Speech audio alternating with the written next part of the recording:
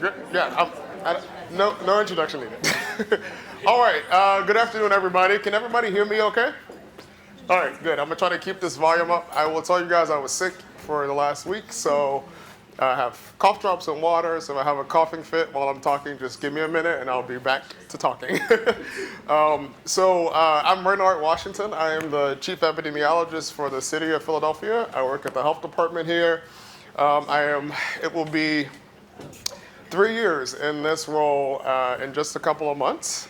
So I moved to Philly 3 years ago from the Washington, D.C. area, where I worked for the Agency for Healthcare Research and Quality. I'm an epidemiologist by training. I did all my training at the University of Pittsburgh. And it's really great to be here with you guys today to talk a little bit about some of the work that we're doing at the health department and some of the work that we've been doing, I guess, over the last 3 years. But more importantly, I look forward to sort of some interaction. So hopefully you guys have some questions. I have about 30 minutes worth of slides, but I'll stop at a couple of time points to see it's kind of sectioned out a little bit, which I'll talk about in a second, so we can have some questions and answers. And I look forward to sort of hearing you guys' thoughts, and maybe you guys can teach me something too as well. So just a quick overview of what I hope to accomplish today.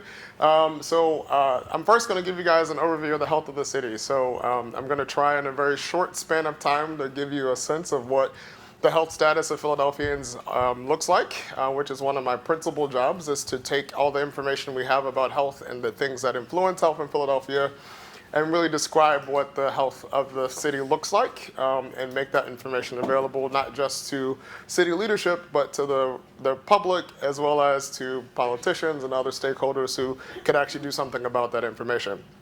Secondly, after that, I'll tell you guys a little bit about some of the newer surveillance activities that we've been engaging at the health department, some of which I think you guys will find interesting.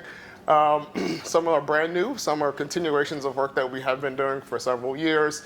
But tell you a little bit about sort of what we do in terms of surveillance and some of the new things we're doing to help us do a better job of being able to describe the health of the city. And lastly, just a few examples of recent activities where we've been trying to take what we do as epidemiologists and public health people and translate that to real action for people in the community, which sometimes is drawing the line between data and analytics and what happens in the world can be very, very challenging. So I think it's important especially for the students in the room to understand sort of that beyond analytics and doing all the fancy things we can do, if it doesn't translate to something that impacts people, then we might think twice about doing it. So that's the agenda for today. So much of what I'll talk about for the first part of this is going to be based on a report that was just released in December called Health of the City. It is essentially an executive summary of our community health assessment. I assume most people here have heard of a community health assessment. It's a process by which we at the health department go through to really sort of track on a routine basis the health status of people in the city. We do combine data from the local, a variety of sources locally, some state sources, as well as national data sources, to really highlight what are the public health status of the city, both in terms of health factors and health outcomes, and also sort of what are the assets that we have in the city that really are able to mitigate some of the challenges that we might see. There are well over 65 to 70 indicators that we at the health department track on a routine basis. Most of them are annually, some quarterly. And we look at these indicators when possible across the city over time, but also we try to disaggregate them into some subgroups, whether it be by sex and race, ethnicity, or age groups, or by geography in the city. And then we also try to compare ourselves to other major cities as sort of a benchmark to see how Philadelphia compares to jurisdictions that look demographically look very similar to that of Philadelphia. So Health of the City, this version of this report was actually started in 2017, really to create a more accessible way. Our community health assessment is a very exhaustive process. There's a lot of information, a lot of data. And it can be kind of tough for the average person to sort of take a 200-page document and make sense of it. So we wanted to create something that was a lot more accessible to the general public, but also to stakeholders in the city who are not public health people, but could really use this information to help with their decision making, either in terms of how they make investments or policies that they're passing or what they prioritize in their roles, various roles. So we created Health of the City. And it's available on the health department's webpage for downloads. I didn't bring printed copies for everybody. It is still 40 pages. So the framework for Health of the City really largely is driven by, or sort of structured around or adapted from the Robert Wood Johnson County Health Rankings framework that really sort of breaks this whole notion of health indicators into several categories. So there's a bucket of indicators that really focus on health outcomes. So what's happening with people's health. And might I say, just in advance, I'm not going to cover everything that's in Health of the City because it is still 40 pages, so I won't touch every health topic, but I'm going to try to highlight the ones that really keep us up at night, I think, in the health department in the city, that are the highest sort of priority issues that are happening, and the things that I think are having the largest in terms of magnitude impact on the health of folks in the city here. But there's sort of 5 buckets, so it's organized. The first chapter is health outcomes, the second is health behaviors, which really are things that like nutrition, exercise, substance use. The third bucket is clinical care, which really focuses on individuals' ability to access certain types of healthcare services, both preventive and acute. The fourth bucket is physical environment, which focuses really on sort of structures and air quality. And the last and most important in many ways is social and economic determinants, which sort of captures things like education, income, employment, and community safety. So let's just jump right in. So if the first graph, and there are a number of graphs here because I'm an epidemiologist and that's what we like to look at, so just bear with me. I tried to make them all look the same. So the first graph here shows you leading causes of death in Philadelphia in 2018. And as you guys can see from this chart, overwhelmingly heart disease and cancer continue to be the leading causes of death in the city. And that's just been the case for quite some time and probably will continue to be the case for quite some time. So I will note something of real interest here, though, and some folks may have seen it in the news recently, is that cancer deaths last year did reach an all-time low. So in both here in Philadelphia and really actually across the country, the number of folks dying from cancer, largely because of declines in lung cancer deaths, is declining, which is great news. The not so great news on this particular chart really is that injuries, particularly drug overdoses, accidents, and homicides, do remain among the top leading causes of death. And these things we largely feel are preventable, but contribute to a large number of deaths every year. And as you can see here, drug overdoses, and we'll talk a little more about that, is the third leading cause of death in the city now. And I will caveat that this is just among city residents. So you probably have heard numbers of how many people die of drug overdoses every year in the city. For example, in 2018, there were about 1,116 deaths from drug overdoses, but this is just 907 among individuals who were actually residents of Philadelphia at the time of death. The opioid epidemic and the rising rate of gun violence has essentially had a really strong impact on life expectancy. So this graph shows you guys the life expectancy for both men and women in the city over the last 20 years.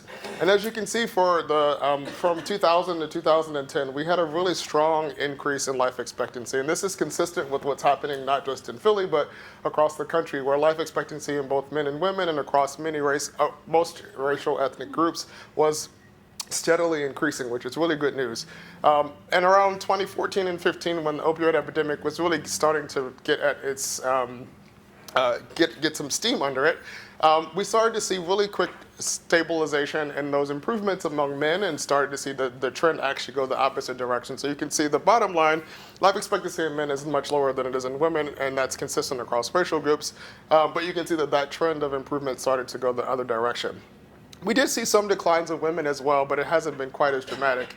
And part of this is because of the men are more likely to be involved in also homicides as well. And so that's having sort of a double impact on the life expectancy for men in the city. When we look at life expectancy by race ethnicity, we do see even further, sort of more gaps become much more apparent. Life expectancy in the city is longest among non-Hispanic Asians, both men and women, and it is shortest for non-Hispanic Black men.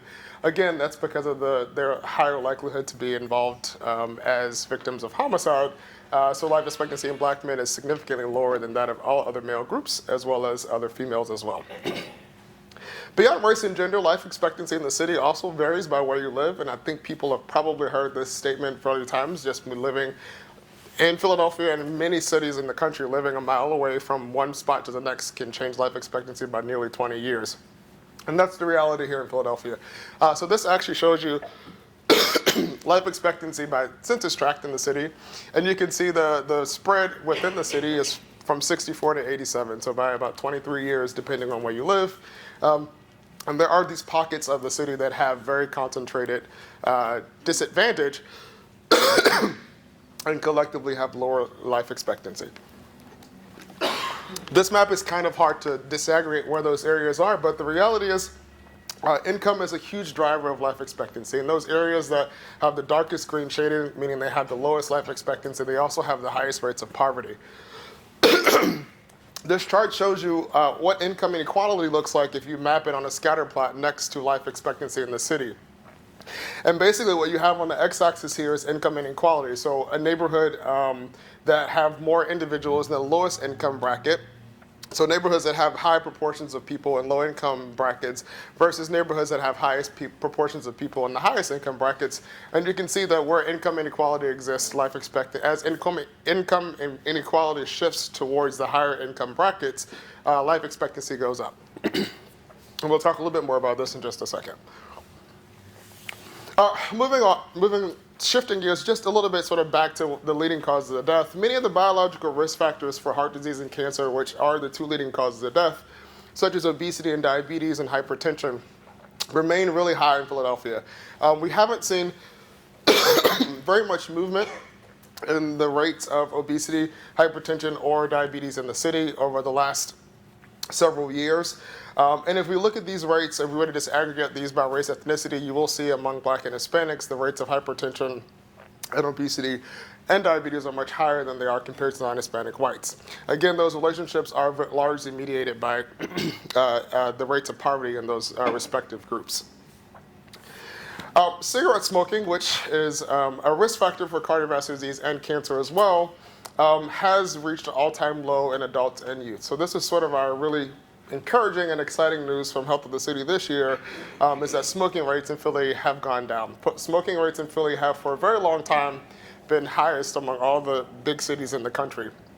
They were as high as 25%, meaning 1 in 4 adults were smoking cigarettes, compared to other cities where the rates were almost half of that or less.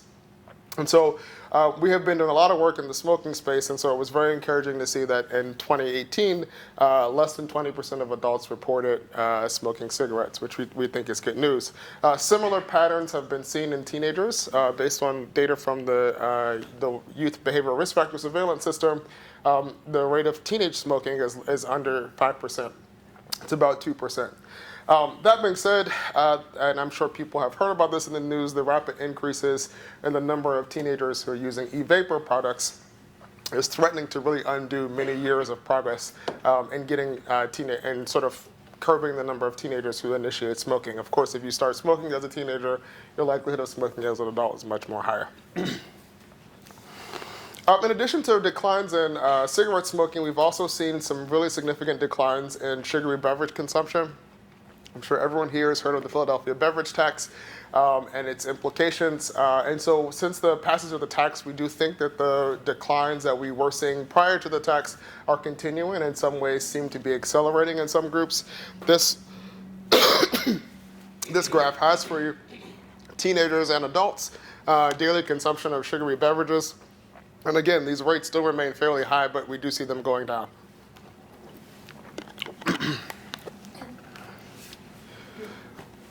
The opioid crisis continues to have a very negative impact on the health of the city overall. This shows you the drug overdose mortality rate across racial groups, and I always try to disaggregate this by racial groups because oftentimes anecdotally we think certain problems belong to certain people, but the opioid epidemic impacts every demographic in the city, both in terms of age groups, in terms of race groups, in terms of geography. So it's really important that we appreciate that it's a huge issue across the city. And you can see that even in some groups, for example, the non-Hispanic Black group, while we saw some declines from 2017 and 2018 in drug overdose deaths, the number of drug overdose deaths among blacks in 2017 and 18 increased. So it's certainly a challenge for all communities in the city. And really, this is just the overdose mortality rate overall, but fatal overdoses are just the tip of the iceberg. So we have seen beyond the number of fatal overdoses, the number of non-fatal overdoses has exponentially increased. We have over 8,000 visits to emergency departments a year for non-fatal overdoses, thousands more for thousands more of just 911 calls for overdose reversals in the community. With expanded access to naloxone, we have lots of overdoses happening in the community without anyone ever reporting it to us. So the number of overdosing that's happening is exponential. And again, 1,100 people dying in the city in a year from drug overdoses is an exponential amount of individuals, and it has not sort of declined aggressively. Beyond the burden on the system for overdoses that could happen, we have obviously rises in maternal opioid use, which contributes to lots of system long-term problems for families, for those moms and for those kids. We have the rate of neonatal abstinence syndrome, so kids who are born with withdrawal symptoms, has also increased exponentially, just as it has fatal overdoses. Beyond these other sort of health outcomes, we've also seen a rise in infectious illnesses associated with injection drug use. So we had been seeing great declines in new HIV cases. We now have an outbreak of HIV in the city among persons who inject drugs. We also have an active outbreak of hepatitis A, B, and C. And so the notion of people sort of failing overdosing is just the tip of the iceberg. And so there's been a lot of attention and a lot of work in this harm reduction space to really address some of these risk factors for individuals who are experiencing substance use disorder. Beyond the challenges I just described, increases in illicit drug activity also contribute to increases in violence. And so we are at the same time experiencing a resurgence or a re-increase of gun violence or gun crimes here in the city. This is, again, just the homicide death rate, but beyond homicides, for every homicide we have in the city by a gun, we have three or four other shootings that are non-fatal. So there's lots of morbidity and mortality associated with gun violence. This map on the side shows you sort of the density of fatal drug overdoses in the city by geography, and it also shows you all the shooting incidents for that particular year, which I think was 2018. And you can see that where there's a lot of drug activity happening, there's also a fair amount of community-based violence. And so the two are inherently tied together in many ways, and so increases in violence that we've seen over the last several years that I'm sure folks have heard about in the news is also very much in ways tied to the opioid epidemic. Shifting gears a bit, in large part due to ACA Medicaid expansion, Philadelphia is now doing really good in terms of health insurance coverage. About 1 in 10 adults are without health insurance coverage. This has literally in the last 5 years, the number of uninsured adults has decreased by half thanks to Medicaid expansion. And you can see from the Medicaid coverage line here, the gray one, that most of the folks who were uninsured now are able to access Medicaid, which has been a real asset to getting people coverage. That being said, there are some subgroups of the population who still have challenges when it comes to health insurance coverage, particularly Hispanic adults. And this is really driven largely by the fact that among Hispanic adults, there are a large number of foreign-born non-citizen residents who are not eligible for Medicaid expansion. And so the uninsured rates still are close to 30%.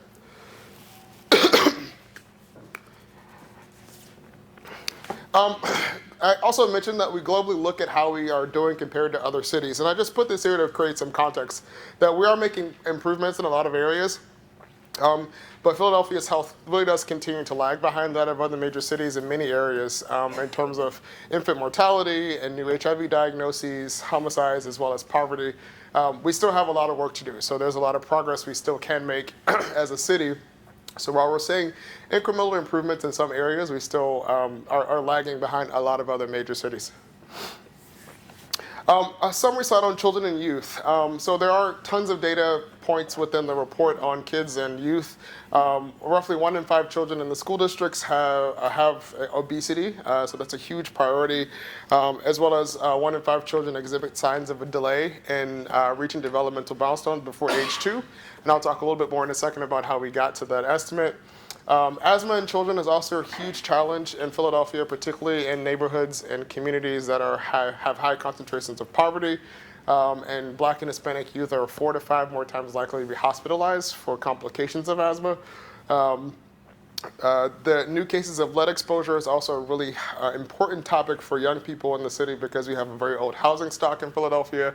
And in homes that have old lead paint, a lot of kids are being exposed. And so it disproportionately impacts those communities where houses have not been upkept or maintenance is a challenge. The health of teenagers, though, is showing some good signs of progress in some areas. We are at the lowest rate of teen births in the city. STD rates among teenagers has been declining. Cigarette smoking and binge drinking are both at the lowest levels that they have been in a decade among teenagers. So we are seeing some progress in those areas.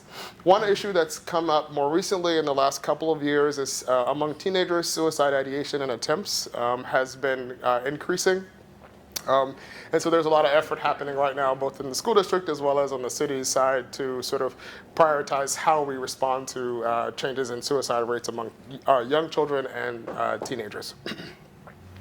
I've alluded to this a bit, but social and economic determinants obviously are a huge underpinning or underlying factor driving many of the disparities that I've talked about, particularly the racial ethnic ones.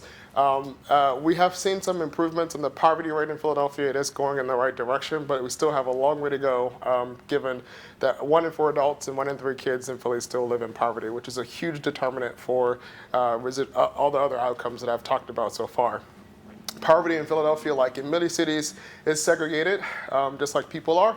And so it's largely concentrated in certain neighborhoods. Those neighborhoods tend to have lower access to things that make living a healthy life easier, both in terms of products, healthcare services, and the overall environment, and oftentimes have too much access to things that make living a healthy life tough. And so our focus on understanding what's happening in these geographies is critically important, particularly as we think about the multiple factors that are potentially driving or influencing health. And so I just put these maps here just to show that really Philadelphia's experience, the factors, that looking at the city overall is one thing, but really understanding sort of how health and health factors vary by neighborhood is critically important. So these are actually maps from the neighborhood health rankings that we worked on with UHC. And it shows you on the left-hand side sort of the quartiles of the city's health outcomes, a composite of health outcomes and a composite of health factors. And the easiest way to read this is the darker areas are where the lowest ranking neighborhoods on both sides. So the darker blue and the darker orange areas are lowest ranking neighborhoods. And you can see there are clear areas in the city where the health factors are very, very poor or the lowest ranking, and the health outcomes follow that same sort of pattern.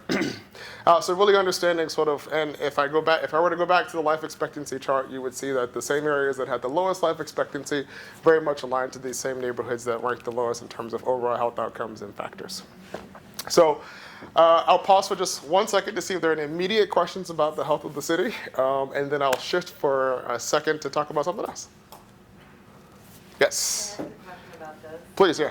There are some that are low or in the lowest or highest quartile, I guess, in terms of score health factors Yeah. that have better outcomes.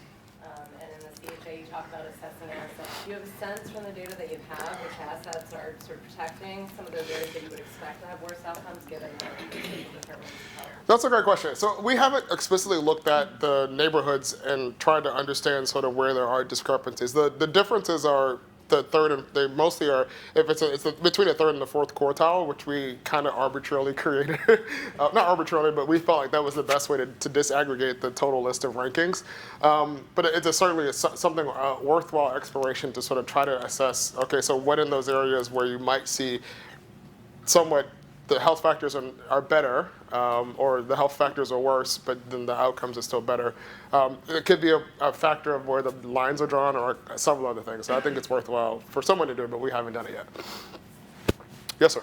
I had a question about the trend of vaping. It looked like it was highest around 2014 or 15, then dropped fairly substantially, and then went up a little bit. Do you think that's an accurate reflection that there has been that decrease? Or yeah, we had a whole debate about this. So there's some anecdotal evidence that around 2015 or whatever, I think Juul first hit the market, or 2015 to 16, when e-vaping products first hit the market, there was kind of a surge and then it fell off.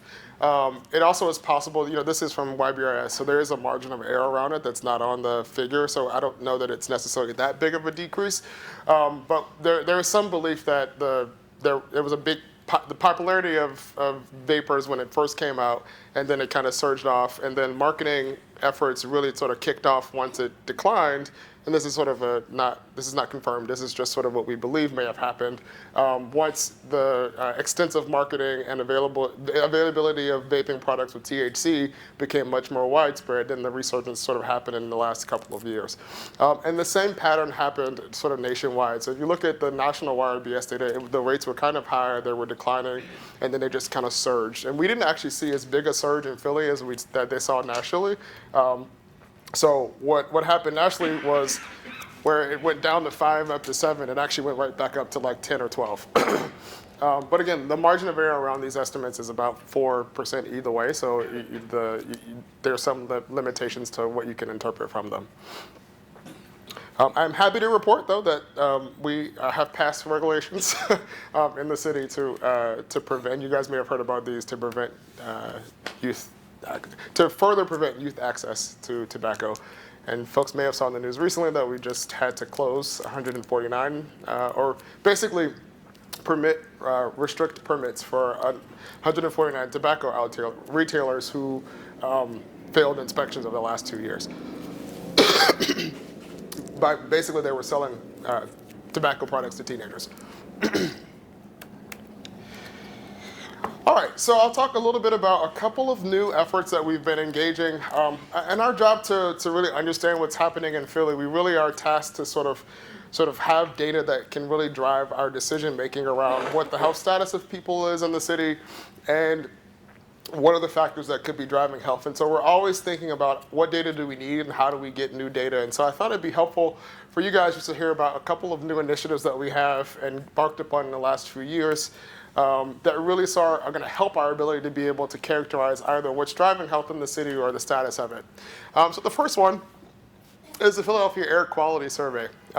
This is an effort, so in Philadelphia, air quality monitoring largely has taken place at very specific sites that were designated by Environmental Protection Agency.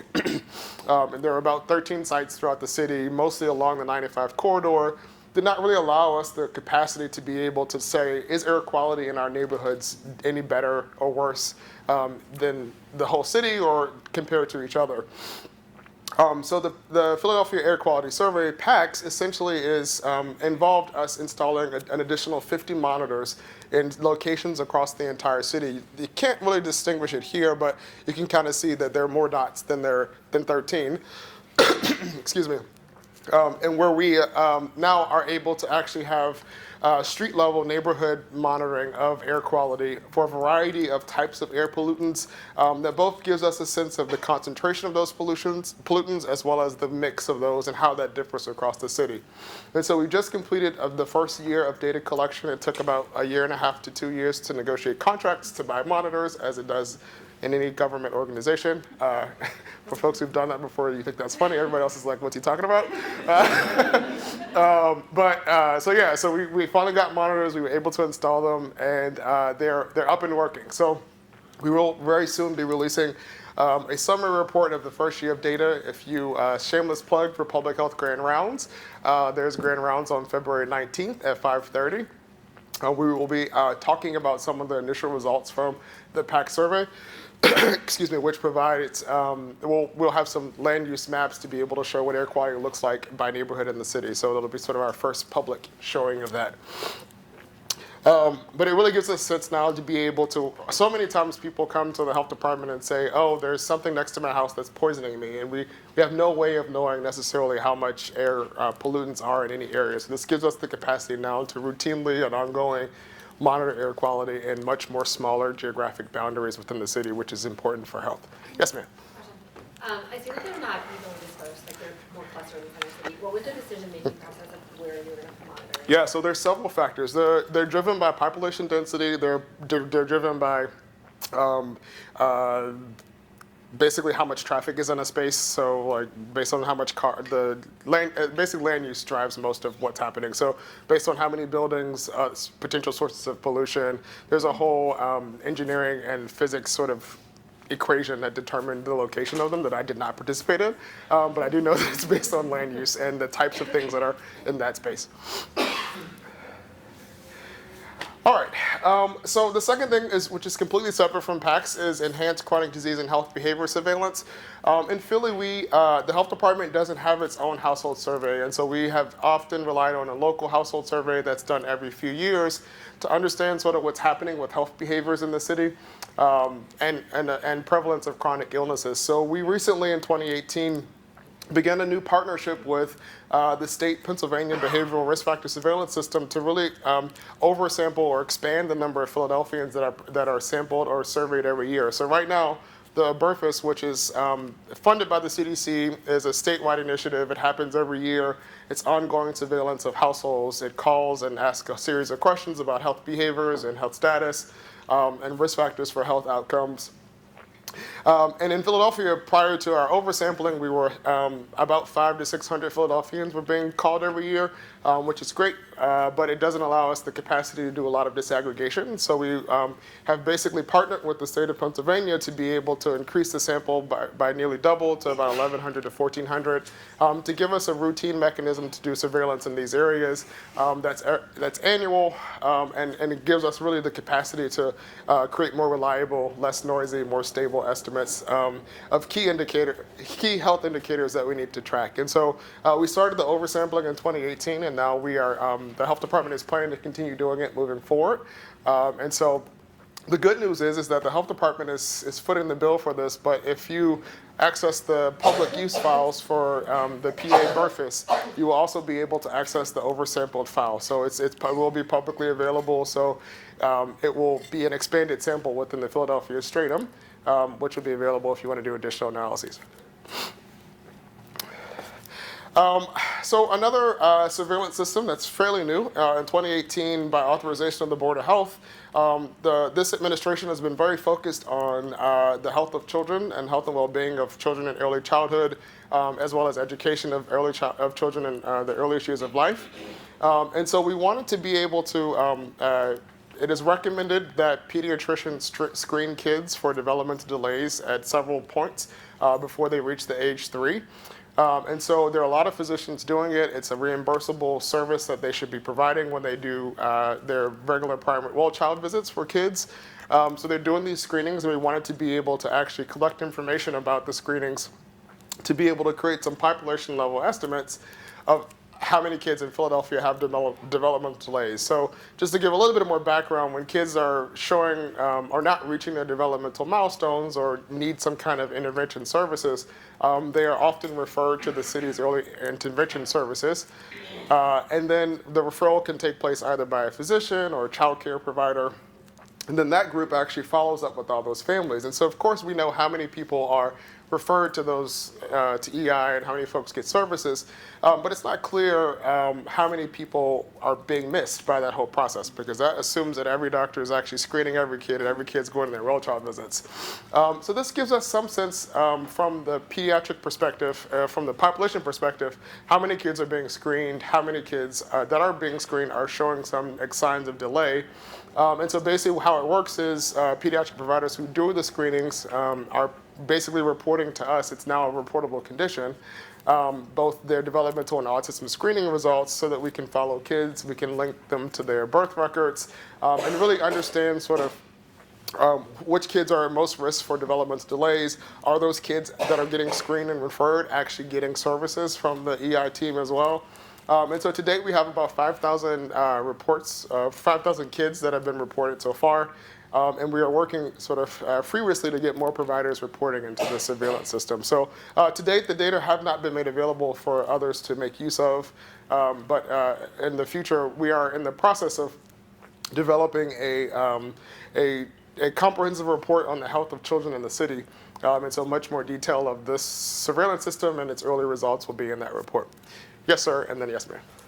So some people who live in the city see providers outside the city. How are you trying to get information about those individuals? That's a great question. That's a hard sell. So we have several surveillance systems that we work, several surveillance systems that cover Philadelphia, and we know people on the borders get care outside of the city.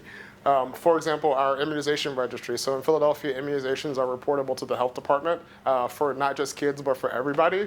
And we clearly, if we map screening rates for immunizations in the city, we can see that immunization rates, immunization rates in the city, it looks like on some of the border areas, immunizations coverage is poor. And that's really just because the systems that we have to report basically are mostly relying upon Philadelphia providers. We try our best to get the providers on the margins. When they're connected to systems that have connections in Philly, those systems come in automatic, but because most of our reporting happens in an automatic fashion, so these are generated messages by the EHR, it's a very challenging task to do. On the hospital side, we do a better job because hospital reporting, we can capture the hospitals that cover the entire region, not just hospitals in Philadelphia. So we do a much better job both in terms of our syndromic surveillance, looking at what's happening in the emergency departments, as well as inpatient admissions of covering all Philadelphia residents that seek care anywhere in this region. Jersey's another challenge. But it's a great question, but it's a real challenge in practical public health is how do you account for these arbitrary boundaries that we as humans have created that don't really mean they're not walls. It's so different than thinking about how you draw neighborhood lines, right? You want to put people in neighborhoods, but that's not the reality of the world we live in. So when we assess provider supply of primary care physicians, just because I live in North Philly doesn't mean I won't go to West Philly to get care. So, my access to a provider is not solely those in the zip code I live in, because that boundary doesn't really exist, and quite frankly, most people don't know where they lie. So I think a real challenge in public health practice overall in terms of our measurement is really how to handle those boundaries that are administrative, but really don't, as you pointed out, have complete implications for people. Yes, ma'am. Sorry. No. I was just wondering if you have like a specific tool for screening for developmental delay. There are many clinical Yes. tools. Yeah, so we specifically called out the Survey for Wellbeing of Young Children at the SWIC and the MCHAT in the Board of Health Regulation, because those were, we knew there are large pediatric practices in the city that were using those two tools, as well as the health centers were using them. So we knew we had at least a large base of providers that we could get reporting really, really quickly. And it's a very easy to use tool. It's been very well studied, and it's self-administered, so it's not hard. You can use it as a we are currently launching a campaign with childcare providers who are also recommended to screen kids but not required to. So we're launching a campaign now to give them the toolkit so they actually can be able to do that as well as an online platform to do so. So in combination to what's happening with the surveillance system, we're also working within the system to try to increase screening and ensure that no child is missed, essentially. Yes, ma'am. So you mentioned the MCHAT, that's a screening tool. For this surveillance, is it screening that comes up positive, or is it the actual diagnosis, especially for autism? It's the screening. So in both cases, it's the screening. So they only give us the result of the screener, so we don't know if, for example, the kids that I screen not making milestones, we don't know if they were assessed by early intervention and actually had some delay, or if it was just on the margin. So next, and most exciting and personal to me, is Philly PRAMS. So the Pregnancy Risk Assessment Monitoring System is a CDC-funded national effort that is taking place in every state in DC and New York City. And it is essentially a survey of new moms. And the Philly PRAMS essentially asks new moms questions about their behaviors and their experiences during and after pregnancy and at the time of delivery. So it's a survey. It looks like that. It's mailed to their houses. There's also a telephone and online component. And so in Pennsylvania, we have a PA PRAMS. Every year, about 50 moms in Philadelphia complete the PA PRAMS. So it doesn't really give us the capacity, 50 of the 20,000 births that we have a year. So it's not a lot. So it doesn't give us the real capacity to sort of think about what's happening with moms in Philadelphia, which is really, really important as we think both about all of the MCH indicators that are important. So infant mortality rates that are stubborn and not going down as low as they are in other jurisdictions, maternal mortality and morbidity that are increasing in particular populations.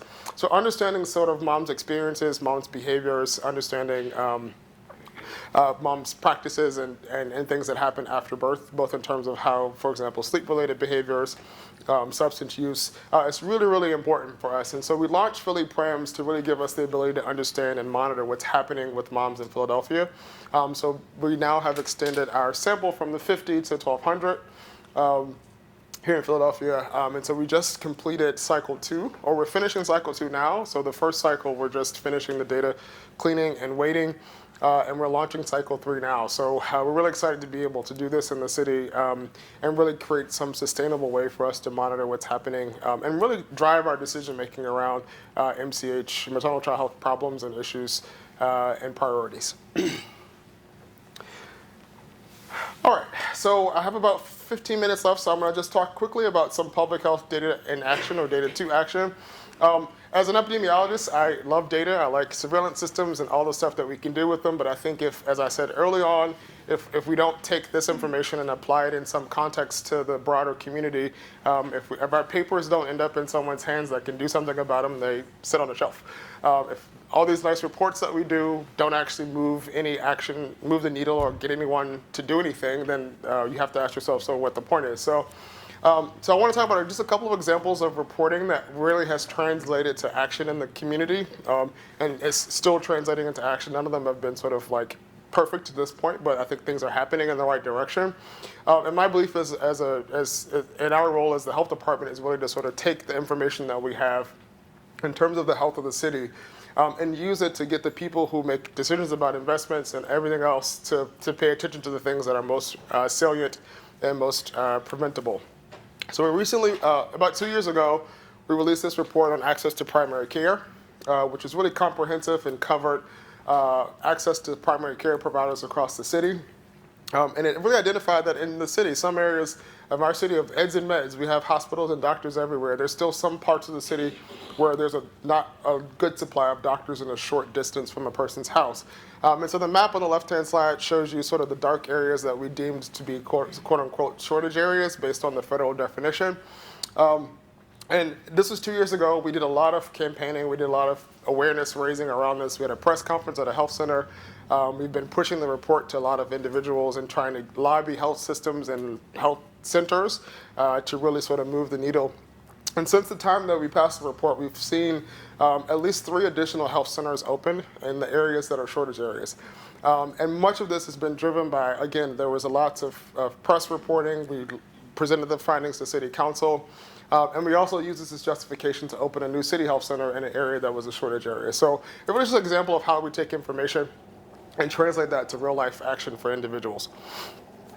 I've talked about this earlier, and I'm sure folks have heard about it, but this is the neighborhood health rankings that we worked on in combination with UHC. And this project was really meant to be able to make health information accessible to people in the city that connected them to the neighborhood boundaries that they create themselves. So everybody lives in a zip code, a census tract, a planning district, a council district, and all these boundaries don't align with each other, but people just know their neighborhood. So the goal here was to create a summary of health at neighborhoods that people could connect to in a way in neighborhoods that actually made sense to them.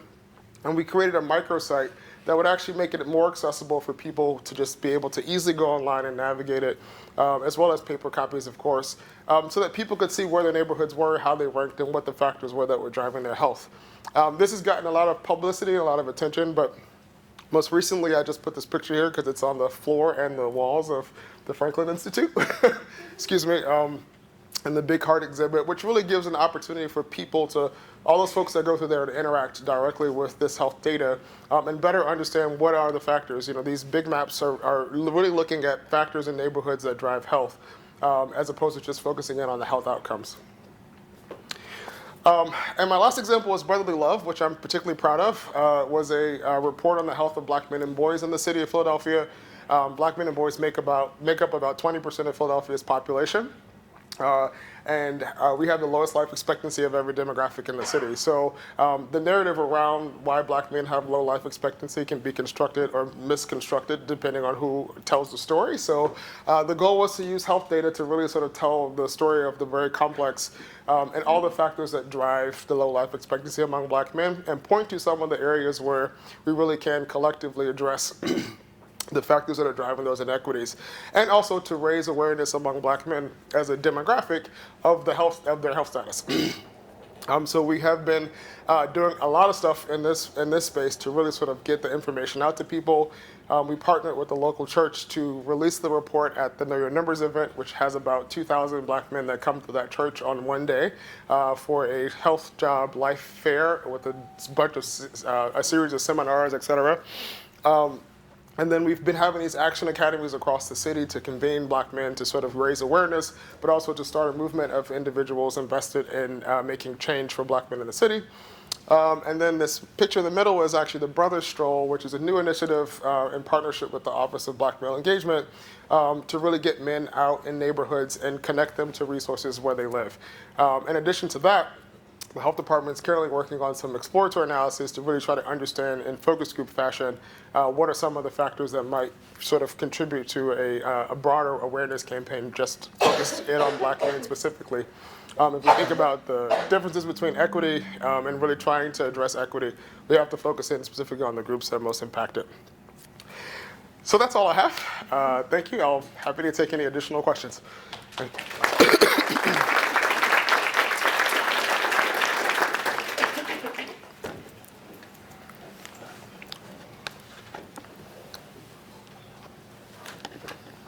Wow.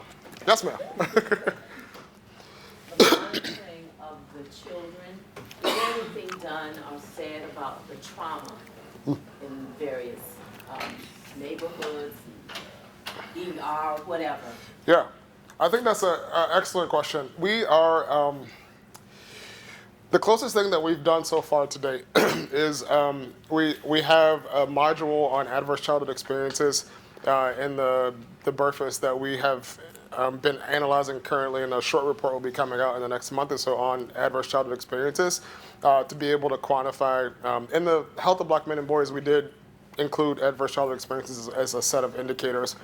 But it's certainly an area where we can do a lot more to really sort of try to quantify. What we don't quantify very well is like just community trauma, right? So like most of those indicators focus in on individual trauma. Is my mom or dad in jail? Or they have substance use problems? Or my parents divorced? But not, the trauma of living in a poor neighborhood or a neighborhood and the things that come with living in a neighborhood that has high poverty. So I think anecdotally we know that there's obviously impact, but trying to measure that is certainly a real area that's ripe for opportunity. Also talking about the children, so I've been reading a lot that there's been like lead and asbestos problems in a lot of the schools around here. So I don't know if there's any initiatives to assess what impact that may be having on the children that were exposed. Yeah. So we have not embarked upon any specific analysis with the school district as it relates to exposure in those schools. We look very closely. Obviously, the biggest threat to lead exposure, not asbestos, is in the earliest years of life, so under the age of 6.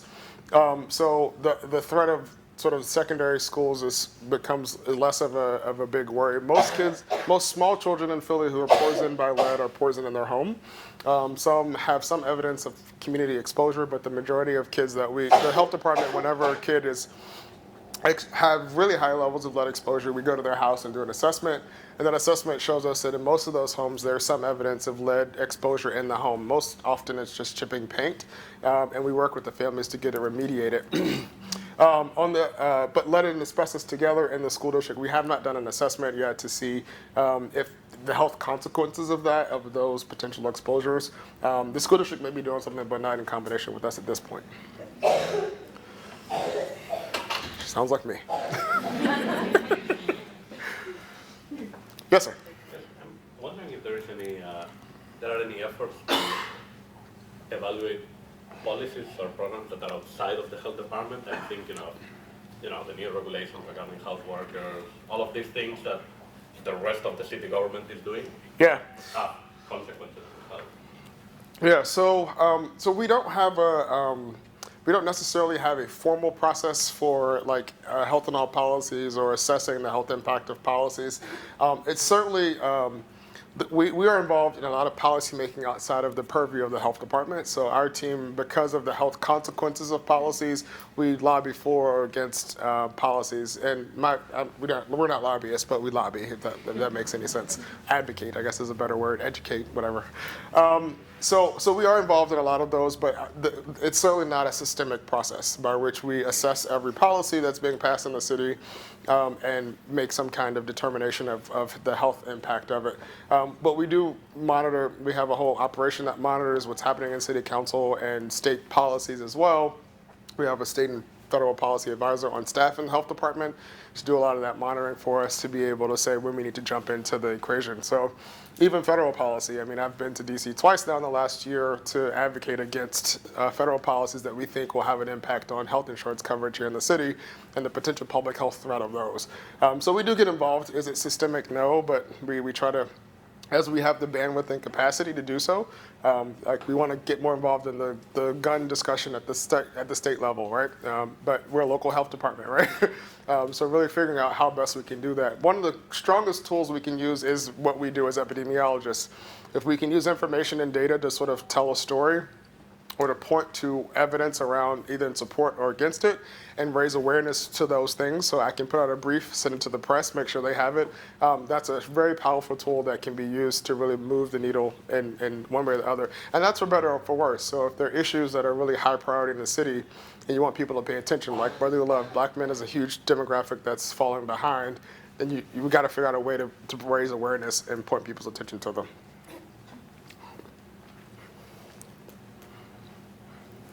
Anybody else? Okay, well, thank you so much, Sure. Raynard. On behalf of the Urban Health Collaborative and the school, thank you so much for being with us. I just want to say that we're very fortunate to have a great health department in Philadelphia. Yep. And also very fortunate that we've been able to build connections between our school and the health department, which I think are incredibly valuable to us as a school. Hopefully they're also valuable to the health department in some way, and it's so aligned with our mission. As Raynard was saying, I mean, it's really interesting to see. I happen to be on the Board of Health, which is an honor and really interesting, but it's really interesting to see exactly what Raynard was describing in terms of using data to motivate a policy and then going through the process of how do you write the policy, Yeah. how do you regulate, and I think the tobacco example that you Yep. mentioned in passing, where there was data showing that density of tobacco outlets by neighborhood is different, and there's all this literature relating this to consumption, and then the health department came up with proposed regulation to limit that, and as a result of that, a number of It's working. 100-something Yeah. tobacco Retailers. retailers Yeah. lost their license because they were selling to kids. And so it's really, really interesting. I'm almost hoping we should do some case studies for our students that track that whole process. Yeah. Because it's just public health in action. It reminds me whenever I'm there why I got into this business to begin with. So thank you very much. Yeah. It's been great to have you. Thanks. Yeah.